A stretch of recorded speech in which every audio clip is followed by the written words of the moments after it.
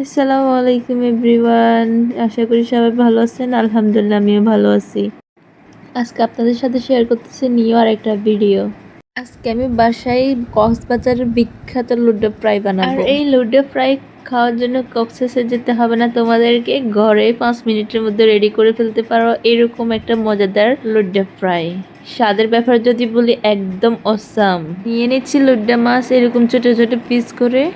দিয়ে দিচ্ছি এখানে হলুদের গুঁড়া, মরিচের গুঁড়া, জিরা মশলা, আদা বাটা, রসুন বাটা, আর দিয়ে দিচ্ছি স্বাদ মতো লবণ।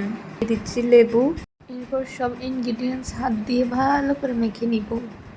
সব মশলা এখন মাখা শেষ। এরপর এখন এটার মধ্যে দিচ্ছি বেকিং সোডা, চালের গুঁড়া আর একটা ডিম।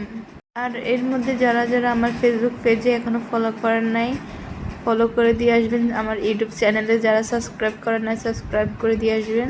সবগুলো মাখা হয়ে গেলে এখন এগুলাকে গরম তেলের মধ্যে চাড়ার পালা। এখন একটা একটা করে সবগুলাকে তেলের মধ্যে ভালো করে ফুট করে ফ্রাই করে নিব। এখন এগুলাকে আমি ভালো করে সময় নিয়ে ভালো করে এই পিটুপিট ফ্রাই করে নিব, না হলে ভিতরে কাঁচা থেকে যাবে আর মুচমুচে হবে না। তাই অল্প আছে ভালো করে ভেজে নিতে হবে।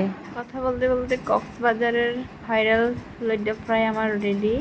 এটা লইডা ফ্রাইয়ের সাথে আমি মেয়োনিজ আর টমেটো কেচাপ দিয়ে সার্ভ করছি।